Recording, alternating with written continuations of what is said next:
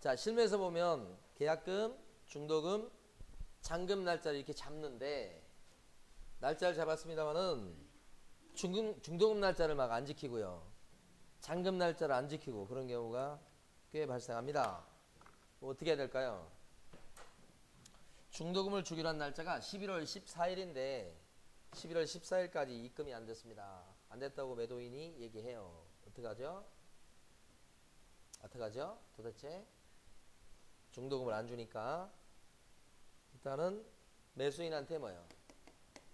전화하겠죠. 근데 전화했는데 이제 여기서 갈리는 게 매수인이 내가 이런 사정이 있기 때문에 언제까지 좀 늦춰주시면 그때까지 중도금을 집어넣겠습니다. 이렇게 나오는 경우 있겠죠. 예? 그래서 언제까지 지급하겠다. 이렇게 되면 이제 그 사람한테 그때까지 지급하는 게 그쵸 기회를 주는 거잖아요. 근데 이제 보통 이제 그렇게 하고서 그럼 그때까지 꼭 넣으셔야 됩니다 하고 이제 지나는 경우 많죠.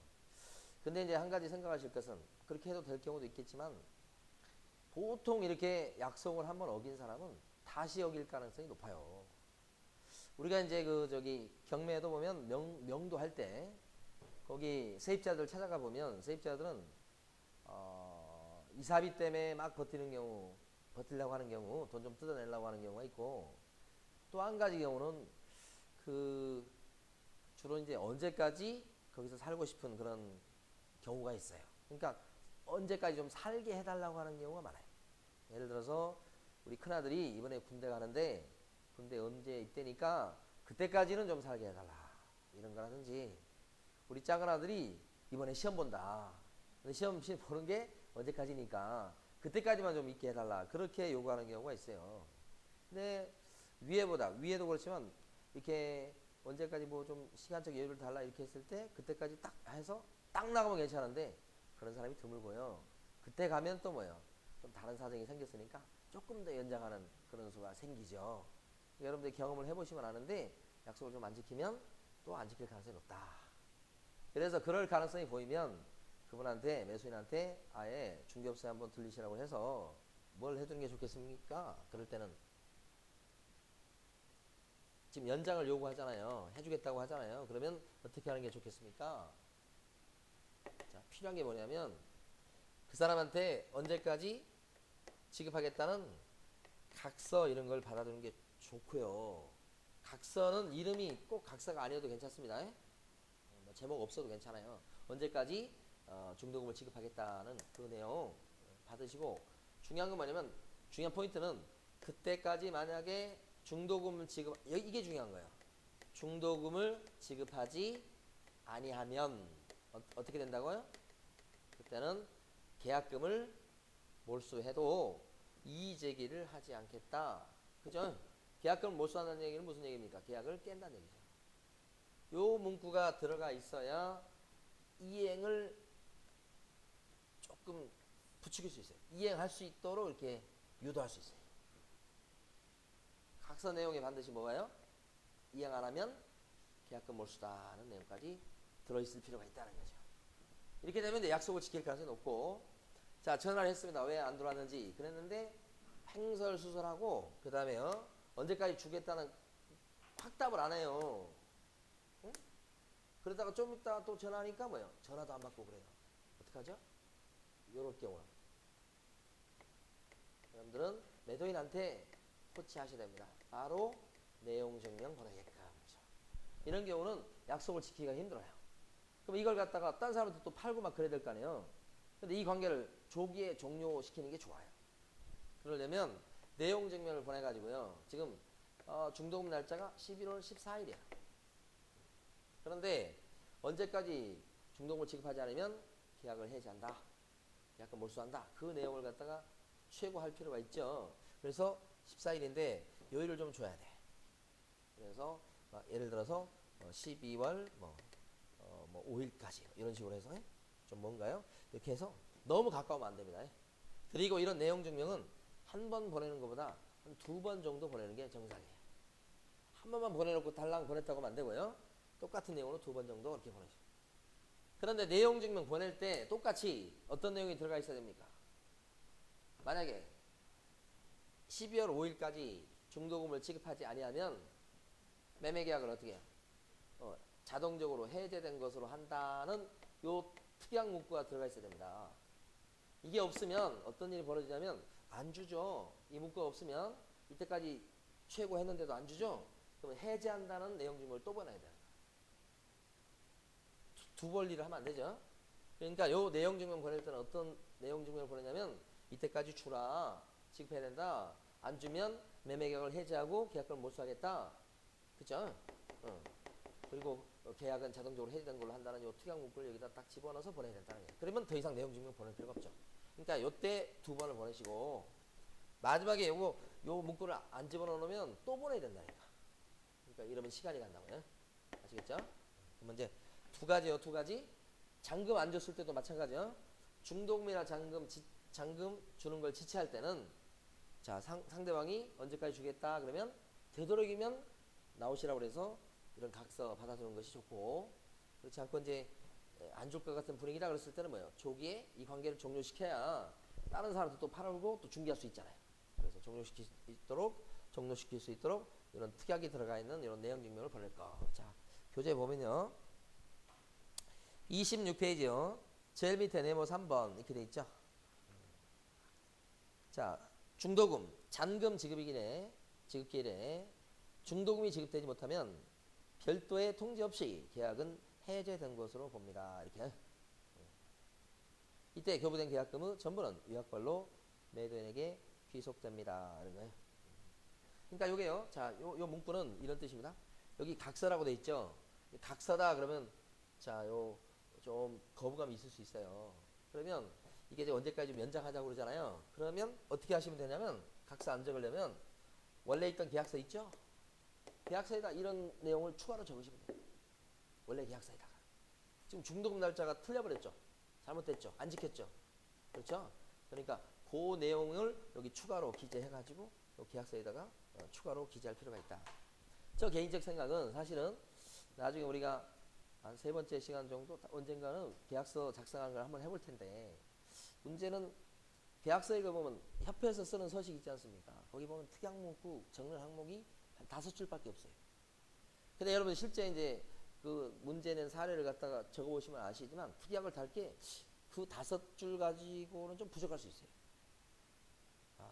그래서 저 개인적으로는 말이죠. 협회에서 서식을 만들 때 제가 그렇게 생각한다고 만들어질 건 아니지만, 자, 계약서 앞쪽면 있잖아요. 앞쪽면은 일반적인 내용을 쭉 적으시고 부동문자로 뒤쪽면 정도는 특약을 갖다 적을 수 있도록 상당 부분 칸을 띄워놓는 게 좋지 않겠는가. 근데 그게 아니고 지금 계약서 보세요. 전부 다 어떻게 돼 있습니까? 한 면만 돼 있죠. 한 면만 돼 있고 거기 특약란이 조그맣게 돼 있잖아. 이걸 인터넷, 그러니까 컴퓨터로 이렇게 입력을 해서 출력하기 때문에 이 공간이 좁은 것은 극복이 가능합니다. 크기로 조절할 수 있으니까. 근데 하다 보면 이거보다 더 많은 내용을 특약할 그럴 경우가 있단 말이에요. 그래서 그런 경우는 이렇게 좀 양식을 바꾸는 게 좋지 않겠는가. 이렇게 2페이지로 하면 좋을 것 같은데 모르겠습니다. 자, 이 추가 특약 이런 것도 필요합니다. 네, 그 다음에 다음 페이지 보시면 각서 있죠. 각서. 각서를 이용하셔도 되고. 각서 보시면 매수인은 지급 지체 중인 중도금 얼마를 2015년 12월 5일까지 매도인에게 지급하겠다. 만약 잔금 지급까지 지급하지 못할 경우 매도인의 별도의 해제 의사표시 없이 지급기한이 종료된 시점에 계약은 해지된 것으로 하며, 이게 중요하다고 해요. 자동 해제 특약. 매수인이 매도인에게 지급한 금은 전부에 대해서 위약벌로 매도인에게 희속하는 것에 대해서 어떠한 이의도 제기하지 않겠습니다. 하고 해서 매수인이 이런 각서를 써준다면 이행을 좀 유도할 수 있지 않겠냐, 그런 얘기죠. 그냥 그때까지 그냥 꼭 입금시켜야 됩니다. 이렇게 이 정도 해갖고는 약하다고요. 잔금을 지급하지 않은 케이스가 사례 3번에 있죠. 근데 똑같지요. 원리는 똑같고, 다만 여기서 하나 좀 추가로 보실 것은 30페이지에 있는 내용 증명입니다. 내용 증명 보면, 자, 내용 증명 보내는 것도 해보셔야 되는데, 자, 여러분들한테 내용 증명 보내는 걸 연습을 좀 시키고 싶은데, 그래서 언젠가는 좀 생각해 봤었어요. 제 주소를 가르쳐 드리고 내용 증명을 좀 보내보라. 제가 받아봐야 될 거 아니에요. 어떻게 썼나. 그런 상상을 하긴 했는데 아 그렇게 하면 우리 집사람이 엄청 놀랄 것 같아. 그래서 아이 그건 아직까지 못하고 있습니다. 근데 내용 증명도 보내보시면 별거 아닌데 보내보셔야 됩니다. 내용 증명 보낼 일이 많고요. 사실은 실무에서. 그 다음에 이 내용 증명은 나중에 재판이 벌어지게 되면 증거 제출할 때 굉장히 유용합니다. 내가 그때 이렇게 얘기했다. 내가 그때 이렇게 하라고 요구했다. 그런 것들을 입증하는데 굉장히 중요합니다. 그래서 내용 증명합니다. 그리고 또 한 가지는 경매도 내용 증명이 굉장히 유용한데 내용 증명 같은 건요. 사람이 말로 했을 때하고요. 그 다음에 어떤 문서로 된 걸 받았을 때하고 기분이 틀립니다. 쭉 말로 이렇게 딱 들은 거 하고 문서로 뭐가 날라와서 딱 펼쳐보는 거하고요. 틀리다고. 가끔 이제 좀 다른 거지만 우리 집사람이 가끔 저한테 막 놀라서 뛰어오는 경우가 있어요. 뭐냐면 제가 이제 그 국민연금을 내는데 국민연금 그게 자동이체거든요. 근데 자동이체할 돈이 없는 경우가 있을 수 있잖아요. 그래가지고 안 빠져나간 거야. 그러니까 독촉장이 날아온 거야. 그럼 우리 집사람은 놀래가지고 독촉장 날아갔다고 빨리 처리하라고 막 야단이죠. 그러니까 이게 독촉장 이런 거 있지 않습니까? 이런 거 내용 증명 이런 것은 암암리에 이게 받는 사람 입장에서 봤을 때는 부담감을 주는 겁니다. 어쨌든 간요. 응? 그래서 그 내용 증명 보시면 자 위에 이제 발신인 수신인 적으시고 주소 적으시고 뭐 그런 건데 밑에 내용을 보면 자 밑에 한번 읽어볼게요.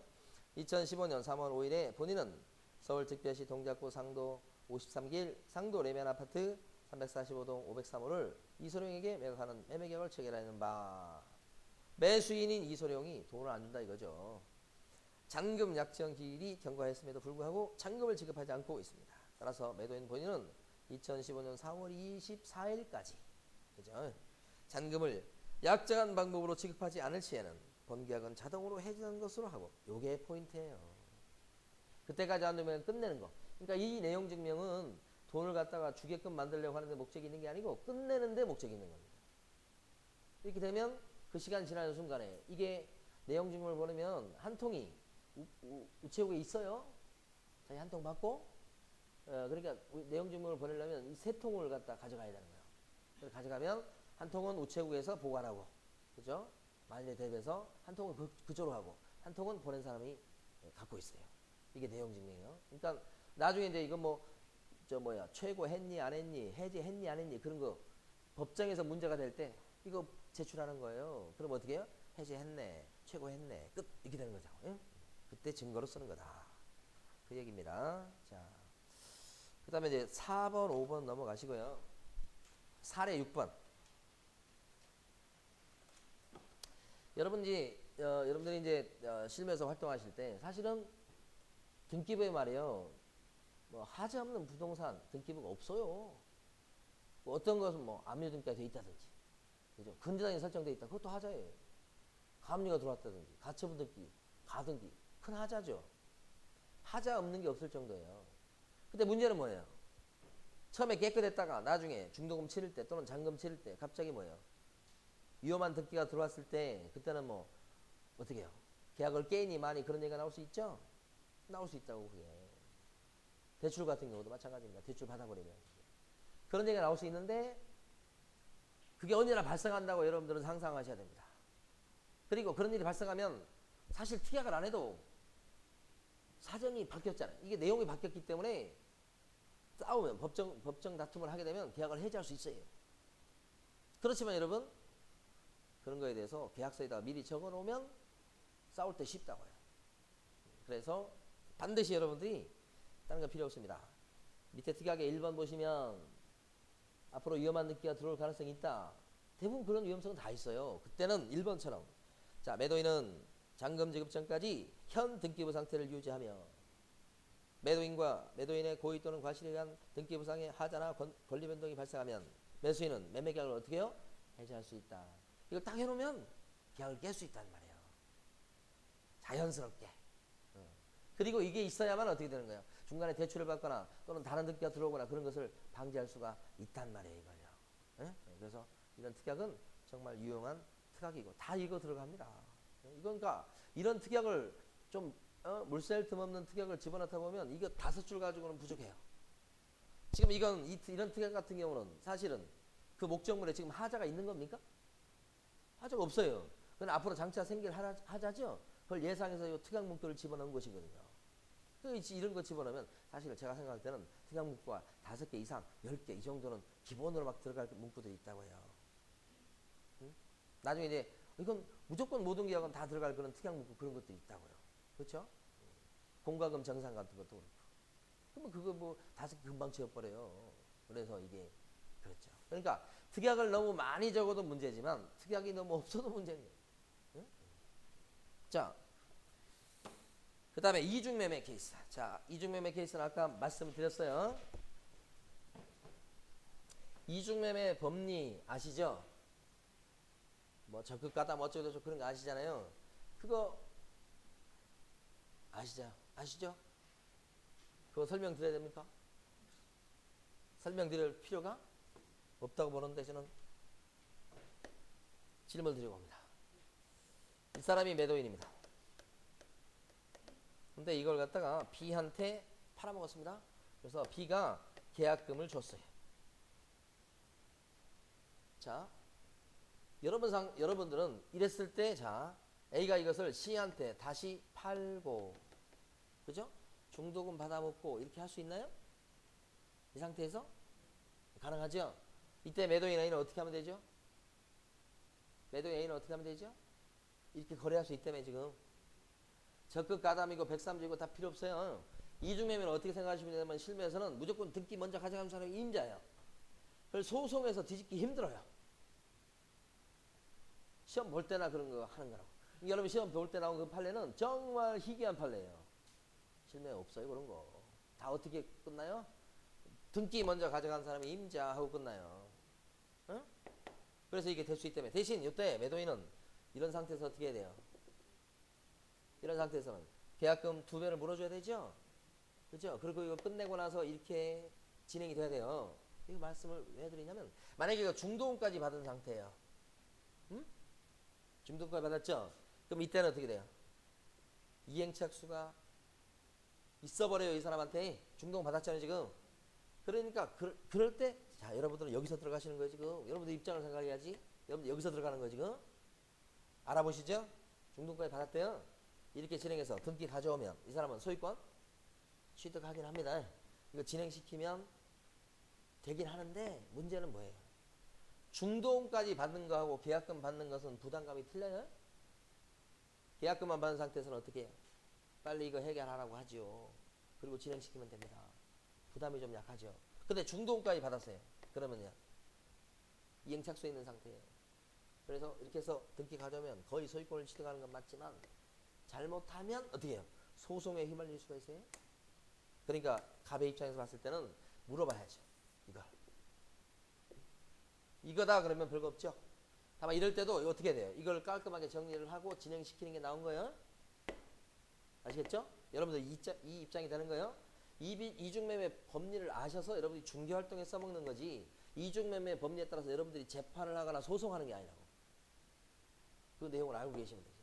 그리고 보면요, 아까도 말씀드렸지만, 자, 이중매매가 현실적으로 많이 벌어져요. 그런데 이중매매하고 똑같은 것도 있고 비슷한 것도 있고 그래요. 자, 이 물건을, 자, 중개사입니다. 이 물건을 팔아달라고 의뢰받았어요. B를 붙였어요. 자, B가 계약금 1,000만원 걸었어요. 그런데 B가 뭐예요? 안 사겠다는 거예요, 지금. 그럼 원칙대로 하면 어떻게 됩니까? 계약금은 1,000만원은 몰수하게 되죠? 이런 상황이에요. 몰수하게 되는 상황이에요. 그런데 중개사 입장에서 가만히 보니까 어때요? 가만히 보니까 이 사람이 너무 불쌍해요.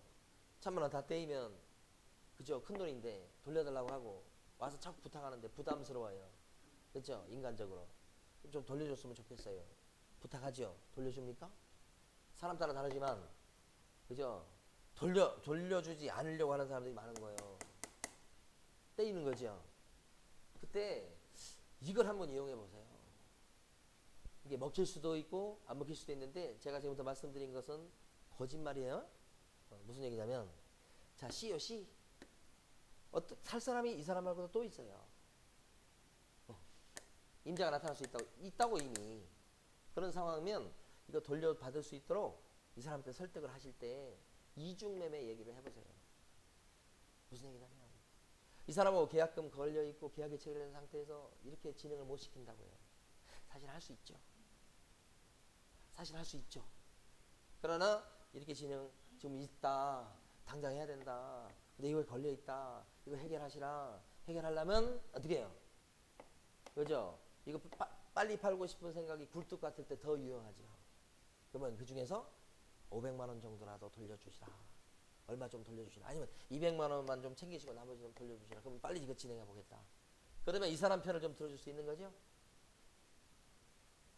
방금 전에 그 제가 말씀드린 이 사람한테 한 얘기는 뭐예요? 거짓말이죠? 거짓말이지만 돌려받기 위해서는 그것도 뭐예요? 할 수 있는 거예요. 그렇게. 이해가 되시는지 모르겠네. 그리고 진행하면 되잖아요. 이 사람이 없을 때는 골치 아파요. 어쩌다 이거 정말 우여곡절 끝에 찾은 사람이다 그러면 이게 없으니까 그때는 좀 써먹기 힘들지만 케이스 바이 케이스. 자, 이중매매에 대해서 우리 설명드렸고 사례 8번 가보십니다. 이번에 뭐가 나오냐면요. 세입자가 있는 아파트다. 뭐 아파트가 아니어도 빌라여도 마찬가지입니다. 너무너무 많이 만나는 사례입니다. 지금 오늘 공부한 사례 중에 제일 중요한 사례입니다.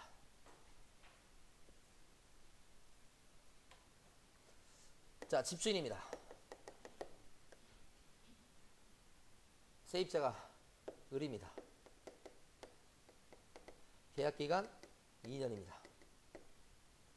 그런데 자, 1년 만에 집이 팔렸습니다. 오케이. 집 샀어요. 자, 실제 있었던 사건은 이렇습니다. 1년 만에 이 사람이 샀어요. 1년 뒤에 팔렸습니다. 근데 세입자 같은 경우는 계약기간 2년이죠. 그러니까 이 사람은 인도 플러스 주민등록 전입신고가 돼 있죠? 이렇게 돼 있어요. 근데 집이 팔린 거예요. 그럼 이 세입자는 쫓겨납니까? 쫓겨나지 않죠? 주인이 바뀌어도 여전히 뭐예요? 대항력을 주장할 수 있다는 거죠. 근데 실무에서 보면 문제가 발생하는 게 뭐냐면 요 사람이요.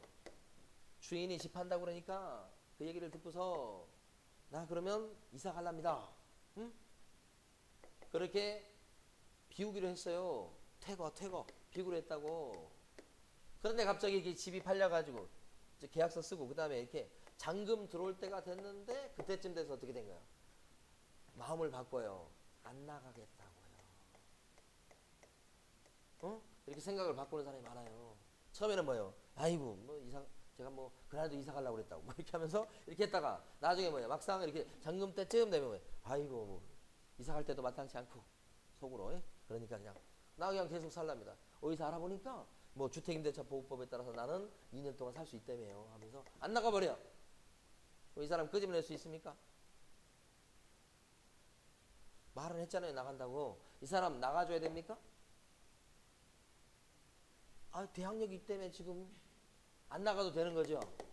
약속 안 지켜도 할 말이 없는 거예요. 그리고 약속 지켜라 하면서 강제로 끄집어낼 수도 없는 거라고요.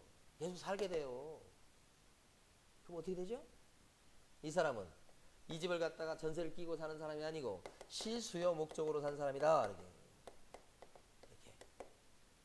무조건 어떤 사람이 집 사러 왔습니다. 그러면 질문을 해야 되지요. 어떻게 해요? 들어가 사실 건지, 그렇죠? 아니면 끼고 투자 목적으로 사시는 건지. 둘 중에 하나일 거 아니에요. 들어가 사신다는 게 뭐예요? 실수요 목적. 아니면 전세 끼고 산다는 거 뭐예요? 투자 목적. 둘 중에 하나니까 어떤 건지 물어보셔야 돼. 만약에 실수의 목적이다 그러면 세입자가 있는 집 같은 경우는 이 사람을 갖다 내보내야 되거든요. 그 내보내는 과정에서 이런 일이 발생할 수 있다는 얘기죠. 나간다고 했다가 안 나가고 그래서 집을 못 팔게 된단 말이에요. 이 사람 같은 경우는 잔금을 중도금 치거나 잔금을 딱 치려고 할 때쯤 보니까 어떻게 해요? 자, 이게 문제가 커지는 겁니다. 입장을 바꾸니까 잔금을 치러도 이 사람은 등기 이전 해줄 수가 없고 들어가서 살 수가 없죠. 그래서 이 사람은 어떤 상태에 빠져버리게 돼요? 이행, 지체 정도가 아니고요. 불능 상태에 빠져요. 그럼 계약을 해지하게 되겠죠? 그럼 받았던 계약금이나 중도금은 온통 돌려주고 해제니까 원상회복 돌려주고 그 다음에 위약금 약정에 따라서 계약금 1,000만 원만큼을 뭐예요? 물어줘야 되죠. 1,000만 원 손해본 거야? 그렇게 되면 1,000만 원 손해봐. 이 사람 못 들어오고 이 사람 버티게 되고 1,000만 원 손해보고 둘이 뭐야 왼수지간이 되고, 물론 그 전에도 왼수였지만 그리고 더 왼수지간이 되는 거예요. 그럼 이 사람이 1,000만 원 손해보고 가만히 있습니까? 누구한테 책임을 물어요? 요 중개사. 그죠? 중개사한테 너 때문에 그랬다고 또 책임을 뒤집어 씌우죠. 중개사가 뭐 잘못했다고. 그죠? 여기 책임을 뒤집어 씌운다. 생각을 바꿨을 때. 그러면 중개사는 껄끄러운 관계가 되고요. 그죠? 이제 문제가 생기죠. 자, 이런 문제가 현실적으로 발생합니다. 그럼 이런 것을 어떻게 헤쳐나갈까요? 이런 걸 어떻게 방지할 수 있을까요? 이런 건. 특약이기도 하죠. 특약으로 어떤 특약을 하나? 제가 생각할 때는 이런 것은 문제가 발생하는 게 나가겠다고 했다가 안 나가는 게 문제가 되는 거죠. 그러면 일단 이 사람이 나간다고 했잖아요. 집을 내놓는다고 얘기하니까 팔리면 나간다고 얘기했잖아요. 그러면 나간다고 그 얘기만 듣고 가만히 있을 게 아니고요. 그죠? 자, 명도, 각서 그러면 또 기분이 나쁘니까 명도 합의서. 이거 뭐예요? 명도 합의서. 비워주기로 한다는 거죠. 집이 매각되면 비워주기로 한다. 그죠? 그때 이사 비용 얼마 준다. 그런 거. 그죠? 이런 각서 비슷한 걸 써두셔야죠. 근데 이 각서는 효력이 있어요, 없어요? 없어요. 각서 썼다고 해도 안 나간다고 하면 끝이야, 그냥. 효력도 없는 거예요, 이거. 효력도 없지만 뭐예요? 아주 그냥 써두는 거예요, 이걸. 일단은. 효력도 없어도. 이것 갖고 강제 집행할 수 있는 것도 아니에요. 안 지키면 그만이에요. 그러나 써두면 자기가 말을 했으면 나중에 말을 뒤집을 때 얼굴 들기가 힘들어요. 그래서 일단 써두는 게 좋다는 거예요. 그런데 이런 문제의 근본적 해결책은 아니란 말이에요, 이게. 어떻게 해야 될까요? 이 매매계약을 체결할 때, 예? 혹시 이 사람이 이랬다가 이렇게 되고, 안 나오고, 나간다고 했는데, 혹시 안 나가면, 누가 책임지기로 한다? 누가 책임지기로 한다? 매도인요. 그게 중요한 겁니다, 그게. 세입자의 명도에 대해서는 누가 책임진다? 매도인이 책임진다. 이런 글귀를 슬쩍 집어넣을 필요가 있다. 매매계약, 이 사람이 나간다고 했으니까, 그쵸? 잘 생각해보세요. 나간다고 했으니까 매도인 입장에서 봤을 때는 큰 부담이 없어요. 그래서 이 책임진다는 말이 무슨 뜻인지를 몰라요. 이게 무슨 의미인지를 모른다고. 모르는 상태에서 뭐예요? 도장 찍는다고. 근데 나중에 안 나간다고 했죠? 그럼 뭐라고 있어요? 계약서 들춰보니까 세입자의 명도는 누구 책임으로 한다? 매도인. 당신 책임이잖아. 와가지고 막 물으라고 하면요, 이 특약을 갖다가 들이밀면 되지. 법적으로 했을 때 물으라고 할 수가 없어요. 이렇게 돼 있으니까. 이게 근본적인 해결책이라고. 그 전에 뭐예요? 나갈 수 있도록 유도하려면 이렇게 두 가지. 그런데요, 자, 어디 있는지 찾을 필요가 없다니까요. 책 봐도 그냥 쓸데없다고 얘기를 들으셔야 돼. 근데 문제는 뭐냐면, 그러면 이렇게 세입자가 낀 집을 갖다가 여러분들이 팔아주십시오 이렇게 의뢰를 받으면, 자, 다시 원점으로 돌아갑니다. 의뢰를 받으면 어떻게 활동해야 될까요? 자, 이 사람이 와서 집을 팔아달라고 했습니다. 얘기 들어보니까 세입자가 한 명 있어요. 팔아달래요. 그런데 어떤 날 와가지고 이 사람이 집을 사겠다고 하는데 물어보니까 이렇다는 거야. 이스라 들어가야 된다는 거예요. 그러면 골치 아프겠는데 이렇게 생각이 되는데, 여러분 이때 어떻게 해야 되죠? 여러분들 입장에서는, 자, 이게 이제 실수의 목적이니까 비우고 나가야 되잖아요. 그러면 일단 주인을 통해서 이게 집이 팔리게 될 수 있는데, 그랬을 때 이걸 비워줄 수 있냐고 먼저 주인이 여기에 전화할 수 있도록 해야 되죠. 그죠? 주인이. 왜 이런 말씀을 드리냐면, 보통 이런 세입자와 주인 관계는 좋은 관계가 없어요, 거의. 그죠? 그런데 이 사람한테 그 언질도 주지 않은 상태에서 그냥 둘이 매매계약을 체결하고 통보 형식으로 나가 그러면 안 나가요. 먼저 매매계약을 체결하고, 내 집인데 내가 왜 못 팔아? 이렇게 하고 계약 체결하고, 그리고 나서 통보 형식으로 잔금날 언제니까 그때까지 나가 그러면 안 나가요. 나갈 생각이 있다가도 안 나가요. 그래서 반드시 작전을 잘 짜셔야 돼. 얘기를 들어서 아 그런 상황이다 그러면 얘기를 해서 달래셔야 돼. 부탁하셔야 돼. 부탁할 수 있도록 가반대 얘기하셔야 돼. 먼저 얘기가 건네가야 돼. 그러면서 미안하다고 이렇게 막 해야지만 이 사람이 이제 어느 정도 들어주는 상황이야. 조심조심해야 돼. 집 하나 먹기 전에. 그리고 그 사람의 그 다음에 이제 잔금 날짜 맞추기 위해서 이삿 날짜 맞추기 위해서 그죠? 다시 한번 여기서 전화하고 그렇게 다음에 전화 가야지. 여기도 전화 안 갔는데 전화 가가지고 언제 이사 가요? 이사 날짜 어떻게 잡으셨? 그렇게 돼버리면 골치 아파요. 여기서 먼저 작업이 이루어져야 돼요. 그런 경우 굉장히 많이 봐요. 그 다음에 이렇게 작업이 들어가. 그래서 어떤 날짜를 맞춰야 되죠? 이 사람 나갈 거니까 이 사람이 그죠? 이 잔금 날짜하고 이 사람이 이사 나가는 날짜를 맞춰야 되겠죠? 그걸 중개업 하시는 분이 맞춰줘야죠. 그래서 이 사람 딴 데 가서 이사 갈 거니까 이 날짜하고 이 날짜를 맞추시라. 그런 식으로 작업이 들어가야 된다. 또 한 가지. 자, 이런 물건에서 뭐가 문제가 되냐면 이 사람이 지금 잔금을 치르잖아요. 예를 들어서 거래대금이 6억이요. 그래서 계약금 6천, 뭐 중도금 2억 4천, 잔금 3억이에요. 그럼 이게 이렇게 들어가는 거잖아요. 그러면 여기서 받아가지고 이 돈을 싹 받고 그 돈을 받아가지고 임차인한테 이게 보증금 3억에 산다고 해보세요. 어떤 형식이 되는 거냐면 자 보면 잔금까지 다 들어가면 여기서 이게 보증금 3억이 건네가고 그죠? 3억이 건네가가지고 어떻게 될까요? 받아가지고 이 사람이 비우고 나가는 거잖아요. 근데 어떤 경우가 문제가 되냐면 이 사람이 이걸 받고 그죠? 특히 빚이 있거나 건질 돈이 얼마 없었을 때는 이걸 받아가지고 이렇게 주는 게 아니고 자기가 중간에서 챙길 수 있어요. 골치 아파져요. 그럼 이 세입자 나갑니까? 안 나가죠. 이걸 어떤 경우에 여러분들이 주의하실 집이냐면 여기에 뭐요? 빚이 많을 때. 그래서 뭐요? 융자 받은 것도 승계했다. 세입자 보증금 3억 뺀다. 그러니까 별로 가져갈 게 없어요. 여기는. 그럴 때는 절대 이 사람한테 돈 싸주면 안 돼요. 어떻게 해야 돼? 바로. 그렇지. 잔금 날짜를 맞춰가지고 여기서 바로 뭐예요? 보증금이 바로 반환될 수 있도록 하셔야 된다. 이쪽으로. 그래야 사고를 예방할 수 있다. 날짜를 맞춰서 계약서에 그렇게 적으셔야 돼요. 이렇게. 자, 그럼 한번 보도록 합니다. 우리 교재 36페이지 보시면 특약이 있습니다. 임차인 C에 대해서는 매도인의 책임으로 잔금일까지 명도한다. 자, 그게 무슨 의미인지를 매도인은 잘 모를 수 있어요. 그리고 여기 임차인은 나간다고 C는 나간다고 막 얘기했기 때문에 큰 부담을 안 느껴요. 매도인은. 꼭 이거 적으셔야 돼요.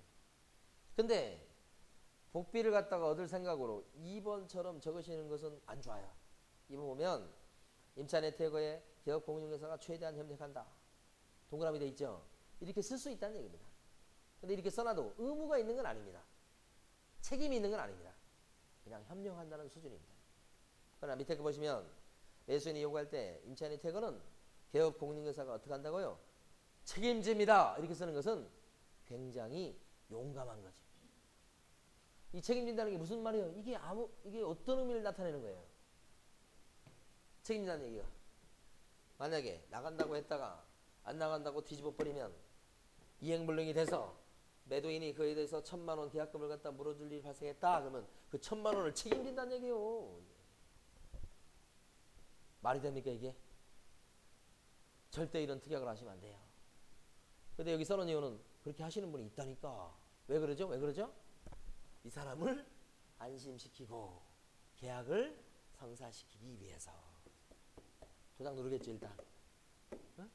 근데 만약에 나중에 잘못되면 만약에 손해배상 여기서 받아야 되는데 이 사람이 못 받죠? 배상 청구를 사실은 이 사람이 1,000만 원 물어주는 건데 안 나가면 물어주겠어요? 또 안 물어주고 버티겠죠? 뭐 이 사람은 소송에서 받아낼 수 있는 게 원리적으로 맞는데 소송합니까? 그 전에 누구한테 와서 괴롭혀요? 너한테. 이 사람한테요. 굉장히 큰 위험 요인을 안고 있는 특약입니다. 절대 이거 적으시면 안 됩니다. 그 다음에 3번에 보면 임차인 C가 잔금일까지 점유를 이전하지 않을 경우에는 매수인은 매매 계약을 해지할 수가 있다. 이건 당연한 얘기입니다. 매수인 입장에서는 이때 계약금에 해당하는 금액을 매수인에게 손해배상하기로 한다. 이런 문구는 없어도 당연히 계약금만큼의 손해배상인데 필요하다면 적을 수도 있겠다. 그런 거예요. 근데 어쨌든 여기서 제일 중요한 특약 문구는 1번입니다. 1번. 이걸 놓쳐서는 안 되겠다. 그런 얘기입니다. 자, 그 다음에요. 37페이지 가보십니다. 자, 등기권리증은 언제 써먹습니까? 등기권리증은 언제 써먹는다고 여러분 공부하셨어요? 언제요? 등기 이전할 때? 그때만 써먹습니까? 등기권리증은 언제 써먹습니까? 또 그 사람이 진정한 권리자인지 아닌지를 확인할 때 써먹죠? 등기권리증은 두 군데 써먹습니다. 등기 신청할 때 들어가는 서류, 그 다음에 또요 진정한 권리자 여부를 확인할 때 필요한 서류예요. 자, 그런데 등기권리증을 분실하거나 또는 없고 막 그런 경우가 있을 수 있죠. 등기권리증을 분실했거나 없다 그랬을 때는 어떻게 등기를 내죠? 어떻게 진정한 권리자 여부를 또 확인하죠? 대신해서 뭘로요? 그죠? 등기 내는 것과 관련해서는 등기법 시간에 배우셨죠? 등기관 앞에 가서 뭐 조서를 받는다든지, 그죠? 변호사 사무실에 가서 뭐 확인서를 받는다든지. 근데 사실은 뭐 세 가지 방법이 거기도 써져 있어요. 근데 여러분들이 가장 쉽게 접근할 수 있는 방법은 법무사 사무실에 가시면 됩니다. 그럼 몇만 원 안 들어갑니다. 어? 그죠? 그래서 법무사 사무실에 가가지고 하나 만들어 주십시오. 그러면 만들어 줍니다. 본인 오라고 해서 본인 확인하고 만들어 줘요. 그것 갖고 등기 낼 수 있어요. 그러니까 등기 권리증이 없다고 당황할 필요가 없지요. 그런데 문제는 진정한 권리자 여부를 이 방금 전에 봤던 그 세 가지 방법은 등기 낼 때 필요한 거예요. 그렇죠? 그런데 막상 계약을 체결할 때는 아직 등기되는 단계가 아니잖아요. 막상 계약 체결할 때는 이 사람이 진정한 권리자인지 어쩐지 그걸 확인할 방법이 등기 권리증이 없으면 정확한 방법이 없잖아요. 그랬을 때는 그거 대신해서 재산세 납입 고지서, 그렇죠? 그런 것들을 갖다가 서류를 가져오도록 하면 거기 이름이 나오죠? 그래서 신분증하고 확인하면 되겠죠. 세금 낸 거예요. 세금 낸 거. 납입 고지서 이런 거. 그걸 가지고 대신 확인할 수 있겠다. 그런 거죠. 자, 그 다음에요. 지금 사례를 하나 설명드릴 텐데 잘 들어보시기 바랍니다. 용산에서 실제 있었던 사건입니다. 자, 집을 팝니다. 아파트를 팔아요. 그때 아파트의 임자가 A하고 B예요. 부부라고요. 그래서 등기 자체도 2분의 1씩 등기가 된 상태예요. 근데 이 아파트를 갖다가 팔아달라고 부탁을 중개사한테 한 거죠. 그래서 중개사가 이걸 갖다가 한 건 올렸어요. 그래서 C가 샀어요. 매매계약서를 썼어요. 매매계약서를 적는다고요. 이렇게. 여기에 매도인 칸에 도장이 몇 개 들어가야 돼요? 원칙적으로. 대리계약이 아닌 한 도장이요. A하고 B 도장이 들어가야 되죠. 매도인 칸에. 그렇죠? 한 사람 도장만 들어가면 안 됩니다. 두 사람 도장 다 들어가죠. 둘이 와서 도장 찍었어요. 둘이 와서. 매수인 칸은 또 C죠. 이렇게. 매매계약이 체결된 겁니다. 그리고 나서 계약금, 중도금, 잔금을 갖다 C가 싸주는데 A가 남편이에요. 그래서 남편 통장으로 싸줬다고요. 100% 다 싸줬어요. 계약금, 중도금 다. 잔금 다 치렀죠? 그러니까 이제 이사 들어갑니다. 잔금 치르는 그 시점에요. 이사 들어갑니다. 그래서 이사 들어가가지고 딱 집에 들어갔어요. 지금 계약금, 중도금 이미 싸준 상태. 잔금 치르고 이제 열쇠 받아갖고 등기소리 받아서 끝날 상황인데 이사 들어가려고 딱 갔는데 이 집에 어떻게 됐냐면 집이 있는데 방 여러 개 있을 거 아니에요. 그 중에 한 방에 요 아내가 여기서 안 가고 있어요. 왜 안 가는 거예요 지금? 어? 무슨 돈을 받아요? 지금 도장 다 찍었는데 이 아내분이 그죠? 갈 데가 없는 거예요. 왜냐면 남편이 돈을 받았잖아요. 남편이 이 돈을 가지고 도망가 버린 거예요. 팔구서. 그래가지고 아내는 자기는 돈을 받아야 되는데 남편이 도망가 버린 거죠. 그 전에 이게 사이가 안 좋았나 저는 그건 모르겠어요. 그래가지고 지금 이사 들어가는데 이 사람이 뭐예요? 안 나오고 여기서 버티는 거죠. 어떻게 해야 돼요 이 사람? 일꾼들 불러서 드러낼 수가 없어요. 어떻게 해야 되죠 이 사람? 정말 이상한 상황이 벌어진 거예요 지금. 소송하셔야 돼요. 아니면 돈을 주든지. 그러니까 아까 말씀한 대로 돈 달라는 거죠. 얼마만큼? 이게 6억이다 그러면 3억만큼 달라는 거죠. 자기 지분이 절반이니까 뭘 잘못했죠? 돈을 줄 때 이렇게 지분 형식으로 되어 있는 집에 계약금이나 중도금 이런 거 집어넣어 줄 때는 어떻게 하는 거야? 반반씩 주는 거예요. 이게 가장 철저한 방법이에요. 도장 찍었긴 했는데 자기가 받아야 될 건 절반은 남편한테 다 줘버리는 것은 계약금 준 것은 잘못된 거예요. 맞잖아요. 그러면 중간에 중개사는 어떻게 되는 거예요? 아니 당신이 쏘라고 그랬잖아. 이게 되잖아 지금 이 사람은. 응. 중개사가 뭘 잘못한 거예요? 나눠서 써야 돼. 아니 부부인데 뭘 나눠서 써고 뭐 일심동체인데. 그래도 확실히 하려면 나눠서 쓰셔야 돼. 그렇지 않아 가지고 사고 난 케이스예요. 그래서 변호사 사가지고 소송했습니다. 이런 상태에서는 나머지 지금 잔금을 이제 줄 시점이잖아요. 잔금 그 정도는 다 일부 건졌어요. 그래도 잔금은 주지만 나머지 돈을 뭐예요? 안 주면 안 나가는 거죠. 줘야 돼 또. 골치 아픈 거예요. 실제 사건이에요. 실제 사건. 그러니까 부부라는 게 보면 좋을 때는 정말 아무 문제가 없어요. 갑자기 이렇게 됐다니까. 그러면 요 케이스인데 제가 이제 달리 이걸 바꿔봅니다. 부부예요. 그런데 남편이 혼자 왔어요. 혼자 왔어요. 혼자 와가지고 계약을 체결했어요. 아내는 안 오고 지분인데 그래서 계약금이나 중도금, 잔금을 갖다가 남편 통장으로 다 싸줬어. 남편 통장으로. 그리고 이사 들어가랬더니 이렇게 있어 비가. 어떻게 되죠? 어떻게 되죠 그때는? 남편이 지금 와가지고 뭐예요? 대리 계약한 거죠? 그러니까 남편이 와서 했다는 것은 남편이 대리 계약한 거라고. 그래서 만약에 아내의 인감증명서가 첨부된 위임장을 갖고 와가지고 정석으로 와가지고 남편이 대리 계약을 했다. 그리고 그때 남편 통장으로 다 써졌다. 그랬을 때는 다 준 거예요. 그때는 왜 그러죠? 대리인 같은 경우는 그렇죠. 계약금이나 중도금, 잔금에 대한 수령 권한이 일반적으로 있다고 보는 거죠.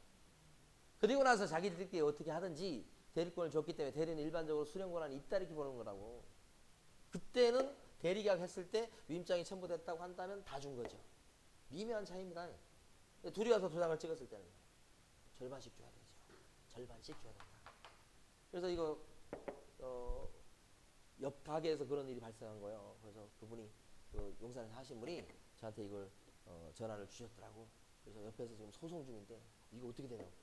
그래서 그분도 이제 다음부터 부부다 그러면 막 아유 부부인데 뭐 남편 통장으로 집어넣으면 됐지. 아유 그렇게 해요. 부부인데 뭐 아이 부부인데. 그런데 못 믿을 게 부부야. 우리는 그럴 일 우리는 잘 살아. 그럴 일 없어요. 그냥 그렇게 입금시켜요. 그래도 뭐예요, 여러분들은? 알았고요. 부르세요. 사고 예방이 위해서는 그럴 수밖에 없어요. 그리고 원래 법에서 그렇게 쏘도록 돼 있다고 하죠. 원래 법에서 이렇게 쏘도록. 참 납득이 힘들 거예요. 우리 이렇게 금슬이 좋은데. 근데 그 중에 한 건이라도 사고 나면 이게 액수가 커져요. 자, 그래서요. 일단은 우리 교재 40페이지 보십니다. 40번에 특약 남았죠? 그 중에 1번이요. 1번. 부부 공유다 그랬을 때는 둘이 와서 도장을 찍는 것도 방법이고 아니면 대리계약도 방법인데 대리계약 형태로 써놨습니다. 1번 본계약은 부부 공유 아파트의 소유자 처 아무개가 남편 누구가 직접 발급하든 인감증명서나 첨부된 입장을 첨부해 가지고 대리로 체결하는 계약입니다. 이렇게 대리계약은 반드시 요 문구를 써주셔야 돼요. 대리로 계약을 체결하는 거다. 이렇게. 1번 때문에 그렇게 한 거고 사실은 요 케이스의 핵심은 뭡니까? 핵심은